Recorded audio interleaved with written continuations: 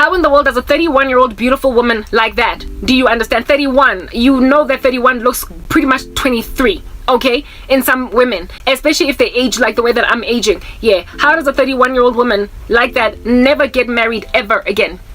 Ever again?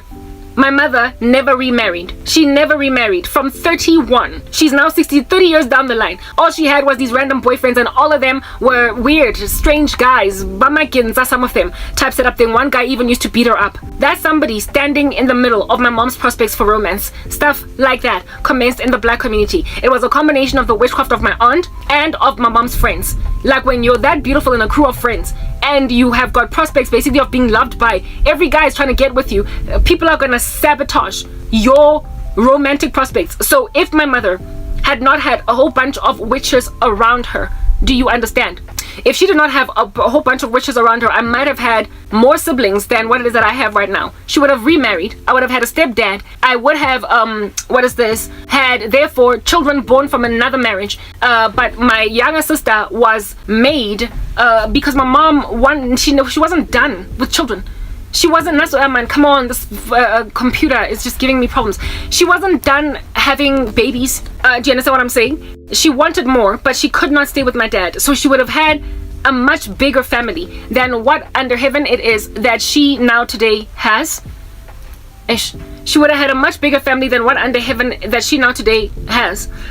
By marrying another guy. She was not a Christian and so convicted of marriage and remarriage. If another guy had walked up and proposed marriage, she would have gotten married to him and given me, therefore, more siblings. My younger sister's dad betrayed my mom. She helped him along to start like a business between the two of them when she was unfortunately on the credit bureau and whatnot, and this guy ran off with the proceeds of that business and did what he wanted and dumped my mom when she was still pregnant with my baby sister. He put a baby in her stomach and was like, I'll take care of it, but I don't want you. Like, who in the world does that to a woman like that? That's what's good. That was basically sabotage. Do you understand? Where it is that people see a person falling in love and they're like, it's not going to go anywhere. That stuff is prevalent in the black community, which is why relationships start among us and everybody is happy, and then all of a sudden one party in the room is acting such a fool that the other party is so unhappy that it eventually ends up in a breakup or a very tumultuous relationship. It was like that with my ex-boyfriend. When we first started dating, we were very happy and everything was moving swimmingly. And for the longest time, I thought that maybe he was starting to change because his brother got sick, very sick. He ultimately passed away from colon cancer. And I thought that maybe it was his brother's death that caused him to change in character. But from what the Lord showed me later on as the years progressed, he told me that our relationship was over before it started. Because the moment his friends started to make an observation of the prosperity of the relationship to even change him into a better man, they started to bewitch your union. One friend in particular was pivotal in being highlighted as a saboteur in our relationship. Not only did he cast spells, but he also actually planted seeds of destruction in my boyfriend to disrespect me, to treat me like trash, to stop taking my calls, to basically treat me like I'm just some casual thing that came, even though the guy was head over heels in love with Imediacon. That level of sabotage, that level of manipulation, of people's destinies is what happens in Jeffela for breakfast, lunch and dinner. It's like second nature. It's another Tuesday in the black community to mess up with relationships before they can get anywhere. It's another Tuesday in the black community. So I observed my ex-boyfriend becoming a fool to a point of causing a lot of cognitive dissonance in me. It caused a lot of stress, a lot of confusion as to, but why is this man treating me like this? He wouldn't have done that if he wasn't under a spell. That's the black community. Can't nobody let anybody stay happy. Marriages fall apart. People fight. Husbands, wives cheat on their spouses because nobody is prepared to leave people to live in peace. And as Ranong, when people are making observations of such barbaric activity and they're in competition with you, they will use the fact that you're having a divorce with your husband, the divorce of which is being sparked by your best friend. From a vantage point of having used sorcery to sow discord in your marriage, you're going to have your colleague competing with you in the office, capitalize on the depression you are severely experiencing in the season of your divorce with your husband in order to get the promotion above you. That's what everybody else is doing to the black community. Everyone uses our insanity towards each other against us. But as a country that is South Africa, it is utterly impossible to decimate black people and not decimate the country, period. That's what's going on in the black community. Wonke umuntu uyathakatha la emgaqweni And their witchcraft is begetting witchcraft, meaning that witches are made. They're not born in the black community, they are made. They are made by the fact that everybody bewitches them until they are so hard knock depressed, hard knock beleaguered on all sides, hard knock cornered, that they end up in and of themselves practicing. So abantu that end up turning to umthakathi in the black community, only just look at the lives they lived prior to becoming witches. And ask yourself, how did a person so classy end up umthakathi? How did a woman so classy end up literally taking all of her friends to the sangoma to deal with them, to handle them, to make sure they never come up for ebaskahem? How is that even a thing? Yeah, well, I mean, if you're gonna make it impossible for a person to live, if you're gonna put them in a glass 4x4 cube that they cannot see is actually around them, blocking them from moving in any direction, if you're gonna do that to a person, they are going to try and find a way to get out of that cube, and secondly, make sure everybody else gets in that cube. So they're not going to be the only ones in a cube. So wonke umuntu in the black community is just chilling in a 4x4 cell that they don't see. It's invisible, it's glass, it's cellophane, and so they don't see the witchcraft. And the sad thing as well is that they keep on hanging with each other. And then they go and they have lunch at the restaurant. They go and they break bread. They go and they attend one another's baby's first birthday parties. They go on right ahead and also organize the baby showers prior to those first birthday parties. They go to the same wedding that they sabotaged, the same marriage that they have sown discord in. They are the maiden of honor at it.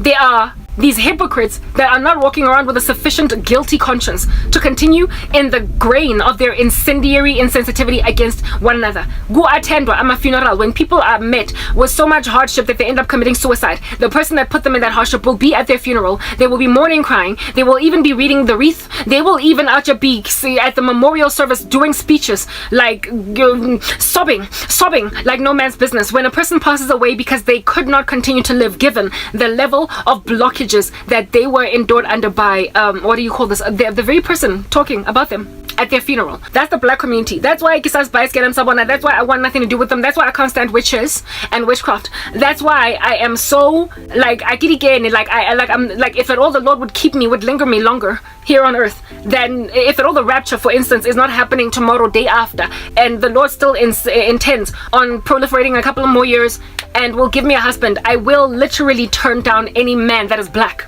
I will turn them down. I will not be with a black man. I am not going to be with a black man, because to be with a black man is to go into a black family, is to deal with a man that is going to be encircled by people that keep on shooting each other down to the ground like birds in the sky that shoot one another down. I am going to minimize my chances of being afflicted by a lifetime of sorcery. Do you understand? Because I'm always around black people. I like what is this? There is a saying in this world: better the devil you know than the one that you don't know. Okay, I know my family's insanity. I know their sorcery. I know Orbatawe. So let those be the only black people I'm dealing with. I do not want to deal with my husband's family's demons. Do you understand? I don't want to walk into a room, go family gathering, get together, a housewarming, whatever. Do you understand? And in that room, out of to buy 40, a good 27 to 30 of them are witches. And so you like proper, anybody could look at you, scan you up and down, and make a decision that they're gonna bewitch something of yours. Every woman that is smiling at you is already planning on breaking you up with the fiance you rocked up that you just introduced her to. Every like random guy that your man introduces you to is already planning on sabotaging your union because he's jealous of his boy. That's the black community for you. It's just a circus, and unfortunately everybody outside of us is using the circus nature to bring black people low. If you're a good black person, if you're skilled at what you do, if you're good at anything you do, other people outside of the race will use the defeatism of the black community to get to you. You are already at a disadvantage. And guys, I've dealt with a whole decade of this insanity. So my decision to avoid a marriage to a black man is based on experience, and it's based on the fact that witchcraft begets witchcraft, and that black people bewitch each other into so much oblivion that they end up turning to sorcery.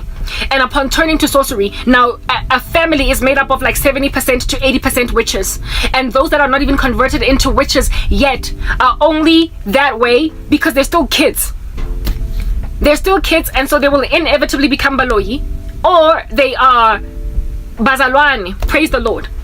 But you see, the thing about being umzalwane, the thing about being a Christian in a black family, is that the level of torment and attack that you're going to be endured under because of your Christianity will basically lay your life destitute like mine.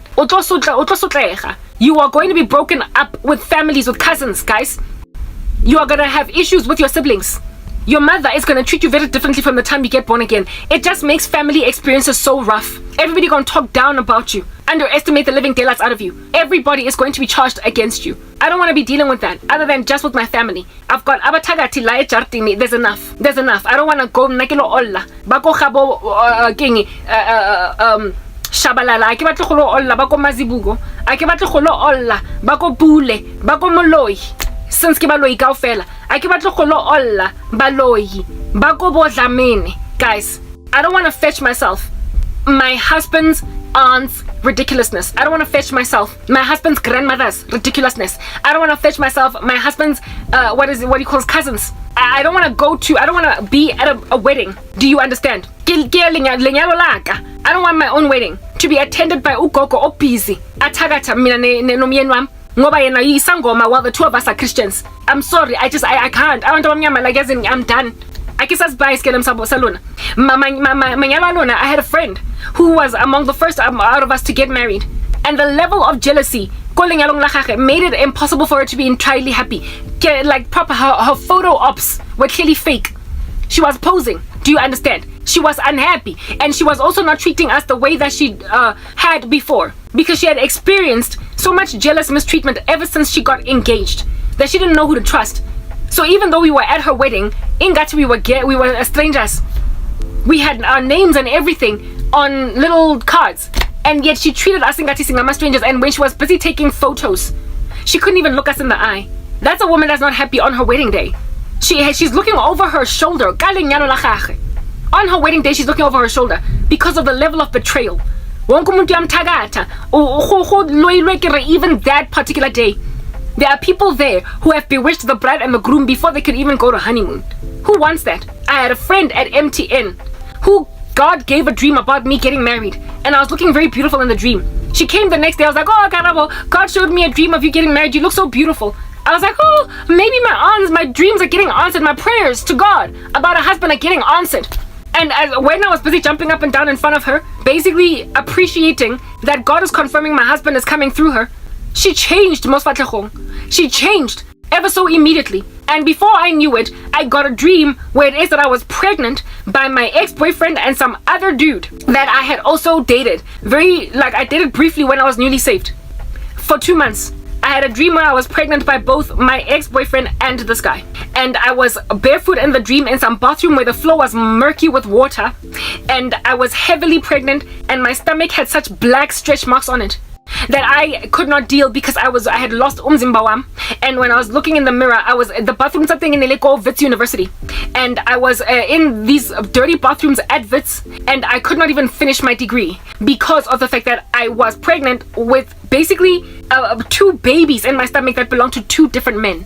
When I ultimately in the dream, I cried out to Jesus. I was like, God, what's going on? Help me. As soon as I said, God, help me, the pregnancy disappeared. I found myself sitting in the back seat of this girl's Mercedes. She used to drive a black Mercedes. I was sitting in the back seat of her car, and she looked back at me from this car of hers, and she was like, hi, Karabo.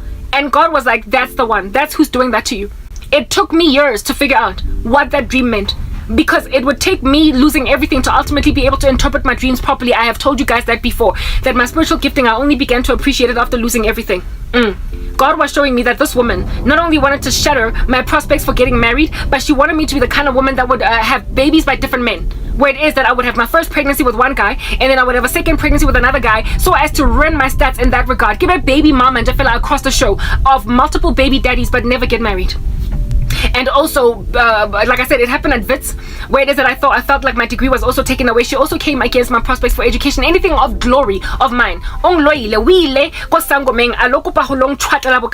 after that dream, that chick started to change on me. She started to act differently. She was no longer the same girl that she was towards me. Now, if her witchcraft had stuck on me, and I was this glorious girl that ended up the baby mama of multiple guys, You must understand I would have turned to sorcery. That's why, if it was not for my redemption at the right time, I literally got saved at the opportune time. I'm not saying I'm better than all black people. I'm saying I escaped it. I dodged a bullet. Do you understand? In that I got born again before everything of mine could fall apart, where it is that upon me falling apart, I would then make a decision to respond to my falling apartness by also bewitching other people and also protecting myself with witchcraft. Black people end up basvigelang emiti, and they bewitch others. Whatever mistakes they made, they try to make other people make them, and then they also turn around and try to make you themselves and what is this unafflicted by these massacrings anymore. That's the kind of stuff that I am made to see. Do you understand? So now when you see that level of insanity, when I was at the colleagues that put witchcraft on me, a large majority black, followed closely by Indians, only 2 white guys put a spell on me. No white women. Oh, but I have had white women put spells on me at my former church that was largely white. They had a whole coven. So yeah, white people do witchcraft, but the majority of the participants in this dark deed in this country are black. I had a male colleague where it is that I saw a beautiful bird. It looked like it could have been a dove. It was flying in the building at MTN. It was quite an aerated, large, spacious building that we worked in, and there was a beautiful bird flying in the sky, and this guy literally took out what looked like an AK-47. It was a rifle. It was some big gun, like a machine gun. He took out a machine gun, one of those long ones. It was not a pistol, and he shot it to the ground. Yeah, I was splat, boo, to the ground, to the floor. I asked the Lord, what in the world was I seeing? And it would only take me losing everything to realize that God was showing me as that bird. That colleague bewitched you. He saw you flying like a bird, and then decided you're going to come down. I don't know how many colleagues, male and female, black, put witchcraft on me so as to go nowhere in life. That's the black community for you. So don't be calling me no Uncle Tom. I don't want to have to deal. No gogo. That's always going to be doing some kind of ritual against my children. I don't want to have to take Batung. There's a woman that repented, that gave her life to Jesus Christ when she was on the come up. However, she got initiated into the occult by Nkhonwa. Her parents were Christian. Do you understand? And when she would go visit the grandmother was a high order priestess. Erika Mukisa, go listen to her testimony. Her grandmother was a high priestess in the occult, and she was earmarking Erica to becoming a Satanist. Before this kid had any chance at all, it was over before he started for her. She set that kid up to go to hell, while the parents imagined they were just sending the child over to go and visit Ugogo.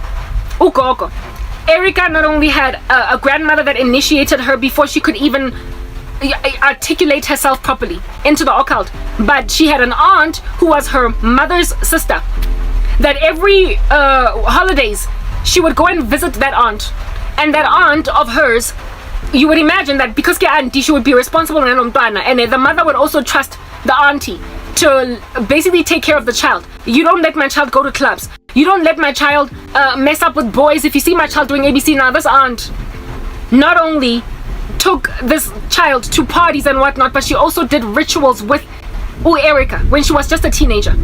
The mother did not know. Erica did not tell the mother and the father. So here it is that parents were living with a kid that was a devil worshipper as Christian parents. And all they saw was a kid that was withdrawn, disobedient, unaware to themselves that their kid has been initiated into the occult by grandmother and proliferated in the occult by the aunt. I don't want to deal with any of that nonsense. Like, if I had stayed, basically, as a Christian woman, I would have married a Christian man and raised my children up in the admonition of the Lord. If I had stayed tight with my cousin, I was going to take my children to my cousin for the holidays. 1 minute.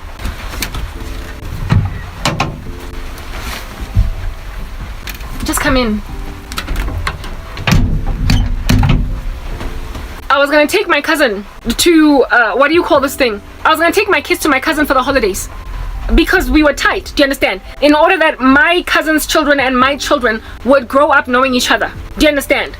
And because she is as heavily involved in the occult as she is, she might have been like Erica's aunt, who, upon visiting the aunt, would be spoiled with sin in a way that is forbidden. Go harbor this child. And children are very impressionable. Children also tend to favor the grandmother that allows them to eat sweets when the mother is telling them to avoid sweets because they don't want their child getting cavities.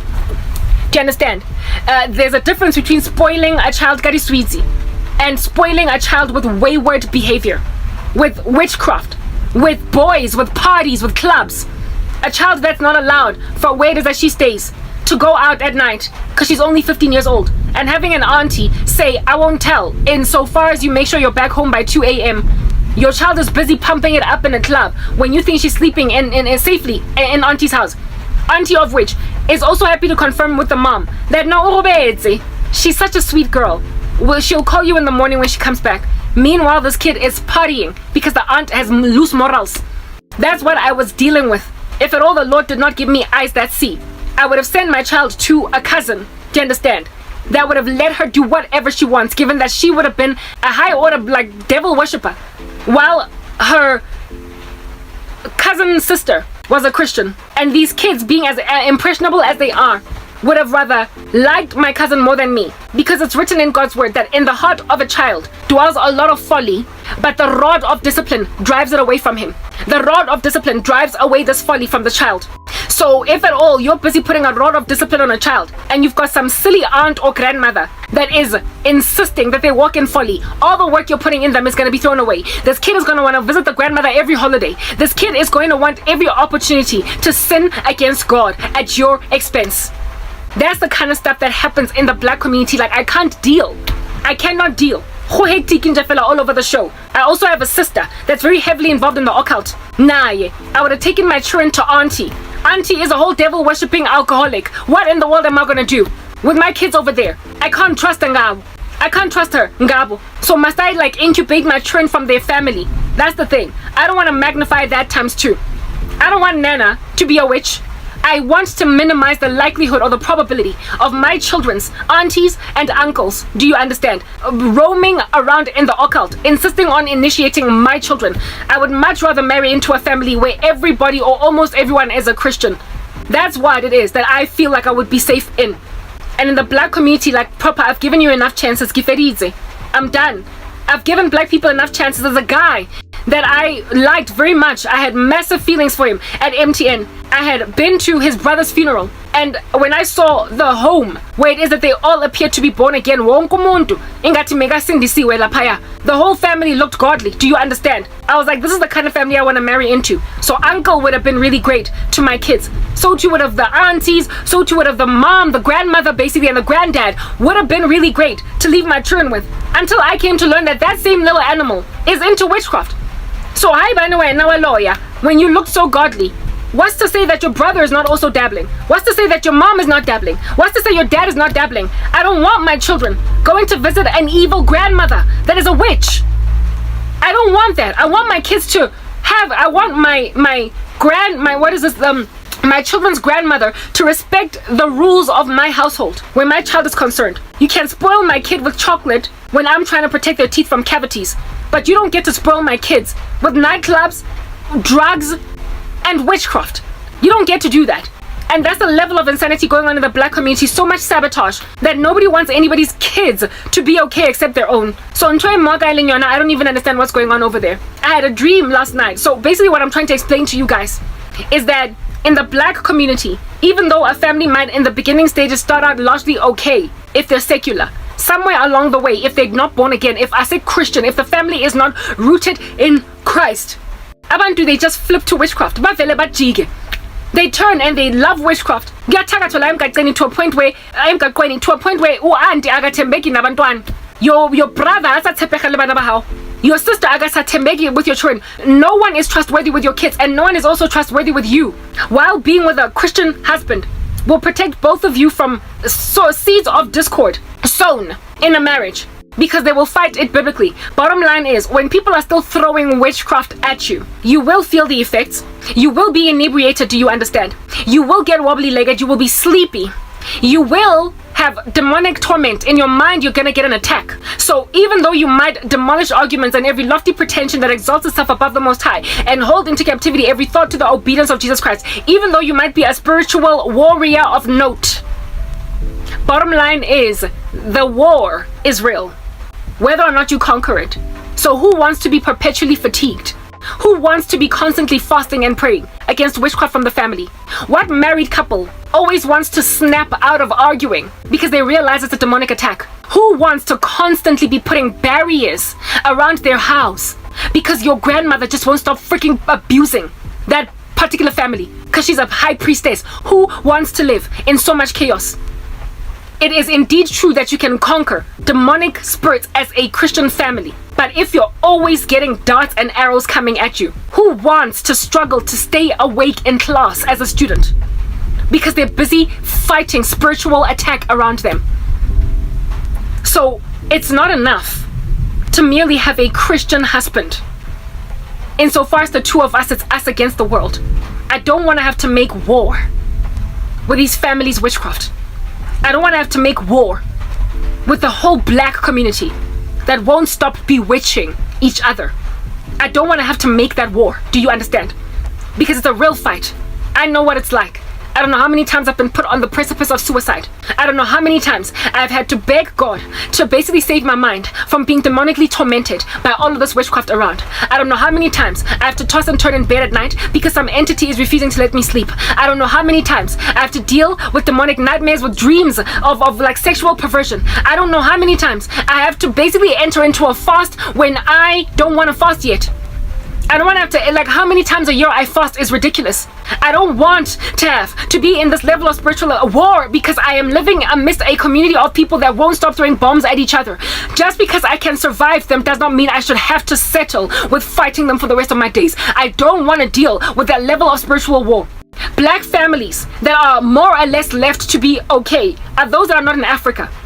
Those living in the West, in what do you call this, like America and Europe, they tend to be better off because there's less sorcery practiced there even by black people. But when you're in Africa, it's like a 24-hour-a-day cantankerous, chaotic mess. And even in Western culture, there are people already dabbling so badly that they're afflicting their family members. Look at this animal from the US. So this thing that black people do to each other, I literally can't. I can't. It's not enough to marry a Christian man. I don't want a man that has got family that's busy dabbling. So really and truly, the best solution at this point is to avoid the black community, period. It's to avoid a black husband, period.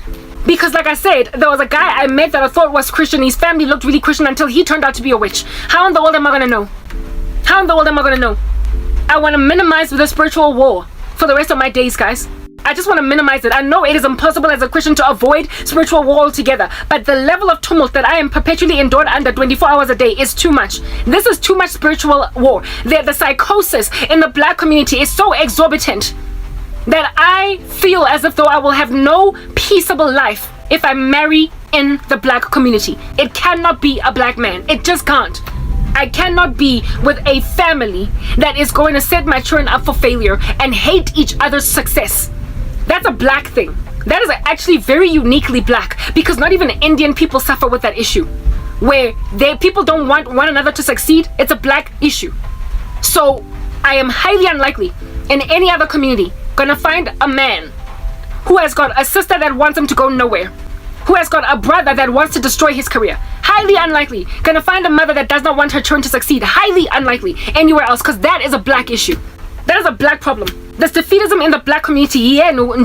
May the Lord rapture the body of Christ so as to minimize the level of humiliation that the black community is going to ultimately feel in the long run for doing this to their own people. You are literally chasing black people that are tired of the cantankerous chaos away from the community. You are making black people mass exodus out of the black community just to find peace.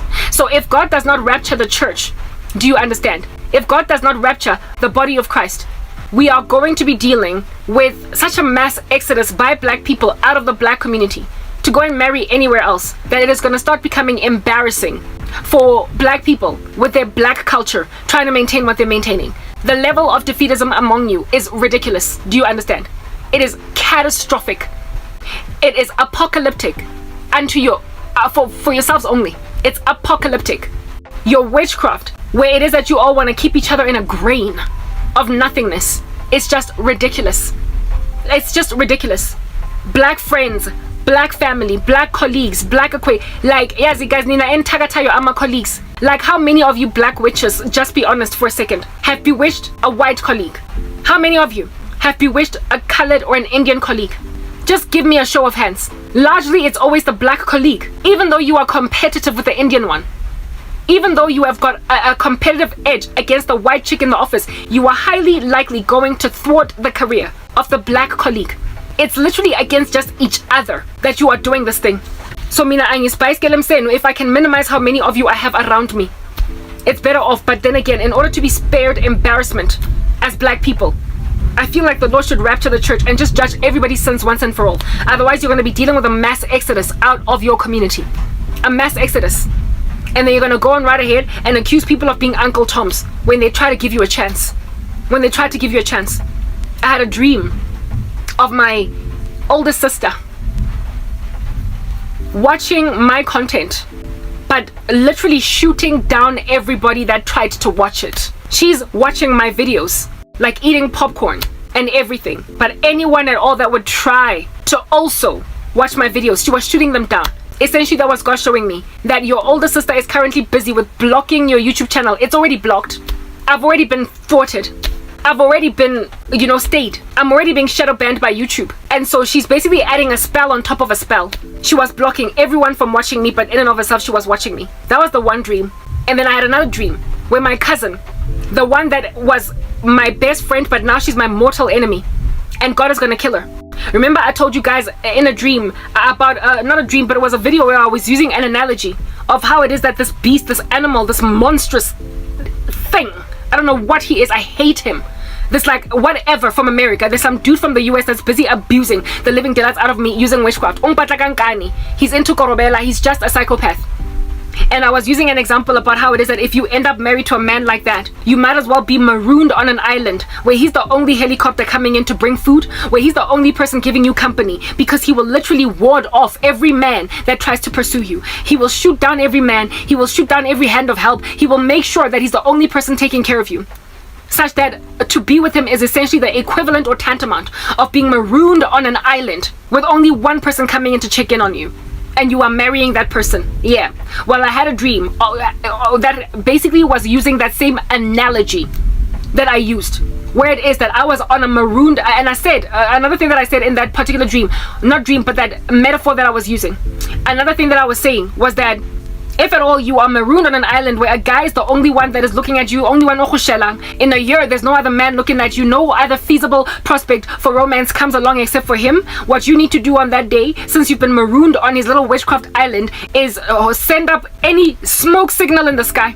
Send up right on the floor, SOS with stones, burn a fire, like I said, so anything to make sure that there is some kind of sign from ships around and helicopters flying on high to see that there is a person that is stranded on an island marooned, and so rescue you. That you need to scream as much as you possibly can to get out. You need to raise awareness. You need to make it clear that, hey, there is somebody holding me hostage with witchcraft. You need to talk about it, scream about it, even if people don't believe you. You need to keep on flailing your hands in the sky. Otherwise, you will never get seen.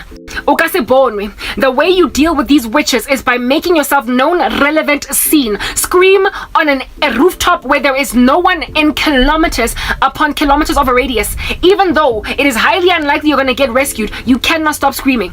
If people have marooned you so violently that you are living in a ghost town, do not ever get to a point where you stop waking up and where you stop screaming, where you stop walking up and down those streets with a microphone saying, is there anybody out there? Is there anybody out there? Is there anybody out there? Go, go, go. Is there anybody out there? Is there anybody out there? Go, go, go. Is there anybody out there? Do not stop sending out a signal. Do not stop sending out a radio broadcast. Do not stop trying to find the right frequency where there might be people. Because one day, the Lord will miraculously cause somebody to listen into your frequency. One day, the Lord will cause someone that has ears to hear and eyes to see, someone that he has sent particularly and specifically for your rescue, to rescue you. Do not ever stop talking. Do not ever stop screaming. Do not ever stop trying to find the right signal. Just like Will Smith in I Am Legend, is it? Where it is that he keeps on every day at a particular hour, sending out a radio broadcast. He never stops. And ultimately, some woman and her child respond. Some woman and her child respond. You cannot stop when a zombie violence around you, when a whole bunch of like zombies, incendiary, filthy men and women in the occult are insisting on isolating you, marooning you, making sure that you will end up capitulating, you will settle, you will do what I want you to do. When people are insisting that you get stuck in a grain, the best thing you can do for yourself is continue to pitch. You must rock up every single day without fail. Burn that fire even if you feel like you're wasting time. Burn that fire even if you feel like you're wasting time, because one day there will be a helicopter flying on high, and if you don't burn that fire, they won't see that smoke signal. They will not see that smoke signal. Imagine if a helicopter or some like ship in fella is passing by the island that you're marooned on, and only now you're starting to burn a fire. Only now you're starting to basically try to see if you can put stones on the floor that say SOS. They will fly right overboard while you're jumping as a small little minuscule action figure on some and they're not gonna hear you, but they will see a giant SOS on the floor. So if somebody bombs your SOS down, if somebody floods it away, if somebody with the wind or a tsunami of sort removes the stones, the next morning wake up and put them back there again. If like a whole bunch of natives, like the in Pirates of the Caribbean, there is this clan called the Pelagostos that try to kill Jack Sparrow. If the Pelagostos remove that and they chase you around, you must always come back. Burn a fire, even from a different angle in the island, because every single day that you pitch up, you're not giving up. And so God will count it unto you as faith, as righteousness, because you believed. Faith, just like Abraham and Sarah, it was accounted unto them as righteousness. Abraham, it was accounted unto him as faith and as righteousness to sacrifice his son Isaac, and then the Lord stayed his hand from finishing the job. Sarah believed, and it was accounted and that she would get a child in her old year when she was past age, and it was accounted unto her as righteousness. So every single day you rock up when nobody is responding to you, your YouTube channel is shadow banned, it is arid, there is a tumbleweed rolling around in it, nobody is listening to you, nobody is coming through for you. Do not stop pitching, because the Lord will account it to you as righteousness. It will be accounted to you as faithfulness, and one day he will send somebody that will spot that smoke signal and pull you out, harness you out of an environment that you don't belong in. Oh, don't allow abantu ukuthi bakuforce because go groveling at the feet of devil worshippers that feel as if though can nobody out here in these streets ever get their way in other than them. My channel is so severely shadow banned that sometimes I don't get any views on any of my videos. But do you ever see me stopping to rock up? Every day I light a fire. Every day I put stones down on the ground to say SOS. Every single day. And in my dream, my wicked cousin, that filthy animal, like I told you, she's a mortal enemy, I had a dream of her. She hovered above that particular island, an island that I was marooned on. I was marooned on it. Yo, guys, yes, like it. I was marooned on this island, and I had put down stones saying SOS on the floor. And I had also burned a fire sending up a smoke signal. And my cousin hovered with a spacecraft over my island, and she poured sand. It was black sand. It looked grayish black. And she poured a whole bunch of sand on my SOS and on my fire. Like she hovered over my rescue signal and poured sand, black gray sand, on top of my SOS. God was like, Labantu are not gonna stop, Karab. They will keep on coming to your ministry, listening to your content, and they will do spells to block you, to cloak you, to blind people from you. I've had a dream where the same cousin, she used to be my best friend, and now we are, like I said, mortal enemies. Somebody gonna die. And there was a dream where I was trying to talk to people, and she was standing in front of me. I was giving them the gospel, and these people were ignoring me, and she was standing there priding herself in the fact that I was being ignored, and she was the actual barrier of noisomeness. She was the barrier. She was like a soundproof barrier between me and those people, and she just stood there on some, you can scream as much as you want, but nobody's gonna hear you. I don't know what witchcraft you have to do to achieve that, what kind of spell it is, but know and understand that this level of insanity that dwells in the black community, you are going to get embarrassed when people finally get their day in court, when people get so fed up with you that they literally emigrate, they move away, and now no longer want anything to do with you. You are going to get embarrassed when people basically put to the ground and burn the casket of black culture. The thing you are, this Black Lives Matter nonsense that's causing everybody to burn down buildings on your behalf, looting, rioting. When you do this to each other, you can't even take care of yourselves, and yet you out here expecting white people to respect you. You out here expecting everybody else to come and riot and march when one of your people gets brought down, when one of your people gets killed, when one of your people gets brought down to the ground because of whatever reason, police brutality, racism, anything at all that you like to raise as a race card. Yeah, you're gonna get embarrassed because the largest number of casualties in the black community are not from police brutality or racism. They are from black people killing each other. When you are the number one cause for black unsuccessfulness, for black poverty, when you're the number one reason for black regression, when you're the number one reason for black death, when you're the number one reason for black isolation, for the voices of black people not being heard, when you are the number one reason why black people can do nothing, when you are sitting on the chest of black people and then you stand on a rooftop and you write about how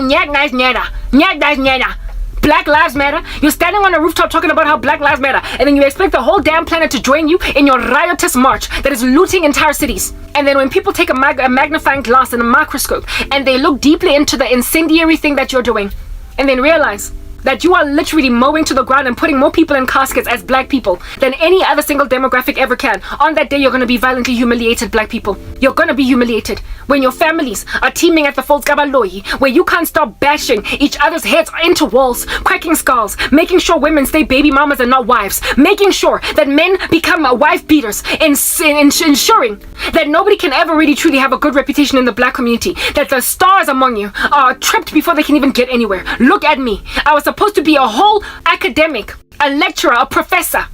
I was supposed to be a businesswoman and a woman with this level of ingenuity, talent, skills, giftedness in so many regards. Yeah, is sitting at the back of a mother's house gathering dust, hot like no man's business, burning, boiling, from sweat, because I've been left in an unventilated shack in the middle of summer to go nowhere and do nothing. When people start to realize that really and truly police brutality, my buttock, you are killing each other. That's when you will get embarrassed. You will finally shut up with your socialistic, communistic regimes. You will finally shut up when people realize that really and truly, indeed, charity begins at home. In my dream, my cousin put sand on my SOS. In other words, she's burying yet another black person. No. I'm not being killed by white folk anymore, is it? I'm not being killed by Indians anymore, am I? I am not even being killed by the irresponsible government of my country. I am being killed by my own family, right in my own backyard. My sister is telling people don't watch Karabo, and my cousin is hiding my smoke signal. She is snuffing out my freaking smoke signal. That's black people for you. And then you expect to be respected. I don't understand what you're doing. The diaspora from the black community is a well-needed one. It is a respite for those among us who are exhausted with your defeatism. It is no wonder China. It is no wonder It is no wonder we are busy marrying anyone other than blacks. It's not that we don't like black. It's not that we are tired of being black. It is that we cannot survive as blacks. That's what you are. I can't even escape the grain of insanity that I'm endured under right now. Because abantu insist they insist that I don't breathe, I don't move anywhere, I don't do anything. Yazin, you are destroying never mind your own country, but your people first. This cousin snuffed out my smoke signal, but like I said, the grain of new sensing in the black community as a black person. Don't stop pitching. Do not stop talking. Don't let them silence you. Some filthy cousin lawyer into oblivion. Do not let some filthy colleague bewitch you into oblivion. Do not allow some filthy ex-boyfriend bewitch you into oblivion. Do not allow some filthy parent to bewitch you into oblivion. Don't let any deadbeat friend who has destroyed her own face and her own life bewitch you into oblivion. Refuse to sit down and do nothing, because it will be accounted unto you as righteousness. Do you understand? If you continue to pitch, the Lord will ultimately get your smoke signal seen by something that he will send on the perfect day, the opportune day. Yours is to continue. It is written in God's word that do not grow weary of doing good, but because in due season you will reap the peaceful fruit of righteousness if you don't give up. Do not stop pitching. Don't stop uploading your YouTube channel. Don't suddenly quit. If you have quit, go back. Reignite that engine. Go back and upload your posts. If they have shadow banned you, if they have removed, if they have put down, if they have brought down the Twitter, not Twitter, set up TikTok. Hey, hi bani bahu shadow ban logo TikTok. You know how TikTok has this thing about Christians, against Christians. They have like a whole bone to pick with Christians. Yeah, go back to your TikTok account. Go TikTok. Go back and upload on TikTok. Return to TikTok and upload on TikTok. If at all they have removed your account, they have suspended you without cause, start a new account, upload again. Do what you need to do. Go on YouTube, upload. Go on Facebook, upload. Talk, boo. Go on the street if you're an evangelist and speak on the rooftops. Eventually somebody will hear you. Do not embrace the grain of poverty. Do not embrace the grain of defeatism among your people. You were born of a different status. You are not your father's son or mother's daughter. You are God's. You are people of a different status. You have a different grain. Do you understand? You are indwelt by the Holy Spirit. That's what's good. The Lord is the father to the fatherless. He takes up the cause of the widow and the orphan. Do you understand? If your father and your mother abandon you, the Lord will take up your cause. That's what's good. If your family members are pumaguwe, God will have your back. You might have been born in a deadbeat plaza that don't make sense and you were supposed to end up nowhere. But where it is that you go when Christ has a plan for you is somewhere where you have a hope and a future. It is written in God's word that mark the upright. Look at the man of peace, for there is a future for that person. Behold the upright, mark the righteous man, for there is a future for the man of peace. Upon the Lord raising up Jeremiah, he said, I know the plans I have for you, plans to prosper you and not to harm you, to give you a hope and a future. Do not give up, don't settle, don't capitulate. For my goodness gracious, women, don't let yourself marry men over so long. If you suspect them, get out. Even get out. They are full of gaslighting. Pumper. Don't even give them one opportunity to explain themselves. Just leave. Do not ever end up married to a wicked man. And don't let a friend almost so long stay. Get out, walk, get the step in, and keep on burning your torch, because somebody is going to spot you from the sky. Someone, even if it has not been, even if there's been nobody frequenting your ecosystem for 100 days back to back, 100 days back to back. I personally have not gained any new subscribers in almost a month. Keep pitching. Do not grow weary of doing good, because in due season you will reap the peaceful fruit of righteousness if you don't give up. Never stop pitching. At some point somebody's gonna watch you. Bottom line is, if these witches can clock into your channel to find out what's going on, what's to make a person that's godly not come and see you? I'm finished. I am literally exhausted with you. I keep on getting visions, dreams, nightmares where I am being told about my own funeral. I'm being told about my funeral, my memorial service, my this and that. Every time they listen to me speak like Satan, death cases, love spells, all different kinds of random attempts. Death curses, love spells, all different kinds of random attempts. Labantu are on a loop, on and off. We're thinking wire. They don't have breaks. On a loop. But busy. Day and night. So since my funeral has been planned when I have no intentions of dying, since my future husband has been told who it is that it's going to be when I want nothing to do with that bugger. Since mina ngitshelwe ukuthi ngiyoscanna amagroza ePick and Pay, when I'm bigger than that, since I'm being told that my YouTube channel I'm eventually kitlongala kankani, kisazibay. I'm sorry guys. They are dictators, wankutwa, and yours is to grab your own future and run with it. Let them continue to let them continue doing whatever under heaven they want to do to wonke umuntu la emgaqweni obamthandayo, because that's the thing. Witchcraft is a crime of passion. And so balimaza abantu ababathandayo, balimaza abantu babaratang. Jaka ga bale rata hakana bale lawyer. Another habati shooting in the foot. Are they not shooting themselves in the foot when they busy bewitching everyone they love? One day they will have no one. One day they will have nothing. One day they will be permanently displaced. One day they will be in the ground. While in the ground, their body rotting, their soul is in Sheol, having to be tormented for eternity because of their wicked ways. While when you are finally getting your day in court, do not give up. Long suffering is a fruit of the Holy Spirit. The Lord knew that the world would persecute us. The world would hate disciples. Black people, I'm talking to you black people. If at all you're exhausted with the grain of the black community, with all of this defeatism that's causing everybody ukuthi akunyatse, wonke umuntu is competing with you gabi violently. Amandia, abiza kuthathela career yakho. They're busy pulling the rag from under your feet at the office where you work, because they've made an observation that you have no support from black colleagues. They've also made an observation that your black boss is giving you grief. They've also made an observation that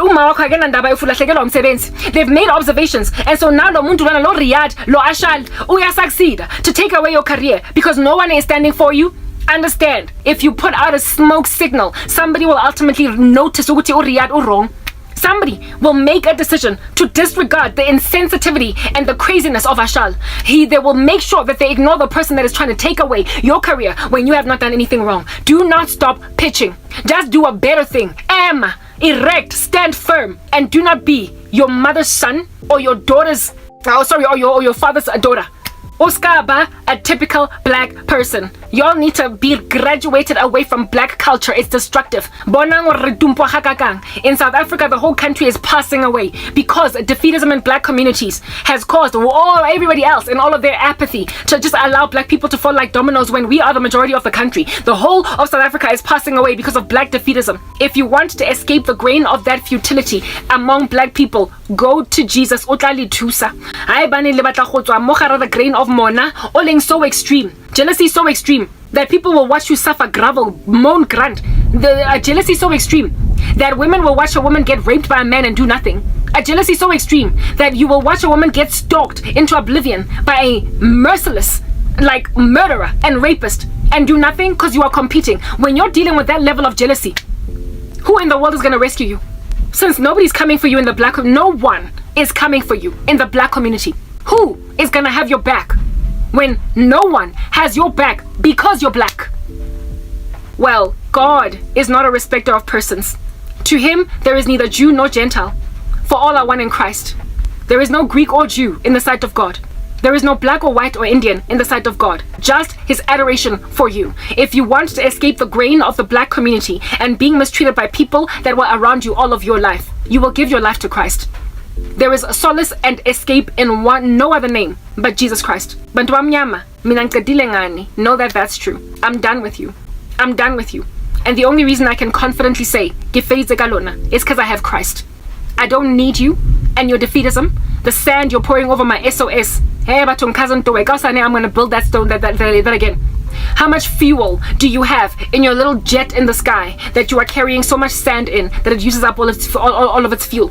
How much fuel, cousin, since you have dedicated your life to Satan for breakfast, lunch and dinner? How much fuel do you have in your jet? You better have oil reserves, lifetime supply from Venezuela to continue to hover over my island, pouring sand over my save our souls and sand over my smoke signal. You're gonna have to have as much energy as I do. Wankutla. Shadrach, Meshach, and Abednego. In a fire I don't burn. Maralona, like the soldiers who keep on increasing heat around me. You will fall into the same furnace. Do you understand? So my question to you, cousin, is how much jet fuel do you have to continue to hover your vessel overboard, pouring sand on every day's work that I do to get seen? How much energy do you have to invest in witchcraft? How much money in your bank account do you have to invest in that much witchcraft? How much witchcraft energy do you have? How many sleepless nights do you have where you're continuously listening to my content, hoping nobody listens to me or watches me? How much of witchcraft are you going to do in a week? How much witchcraft are you going to do in a month, a day, a split second? How much witchcraft? Unale matla na aho stem against me. Can you jewel me, cousin? I have been in isolation, destituted, with no family, no love, no support for a whole freaking decade. Can you stand against me? Because how much energy do you have? Do you have another decade? Do you have another year? Never mind a decade. All of this nonsense that you're doing, all of this witchcraft you're investing to make sure nobody sees me, all of this sorcery. Do you have the financial resources and do you also have the energy? Given that you're a whole mother that should be raising bana ba gagwe, mara o focus is mo cousin ya gago re ska bohema happy. How much witchcraft do you have in you? And the same thing goes to my sister. How much jet fuel do you have? Given that you've recently lost everything, how much fuel in your little witchcraft machine do you have to continue to make sure no one listens to me but you? I feel as if though not enough, I'm the one that God will renew the strength is. It's written in Isaiah 40:31 that those who wait on the Lord will renew their strength. They will mount up with wings like eagles. They will run and not grow weary. They will walk and not faint. So really, that's who you're standing against. Umuntu ongakhathali. A person that is renewed by a supernatural force. So jaga hakili buditse, how much jet fuel do you have? And when how much juice in your sorcery do you have to keep on blocking people from listening to me?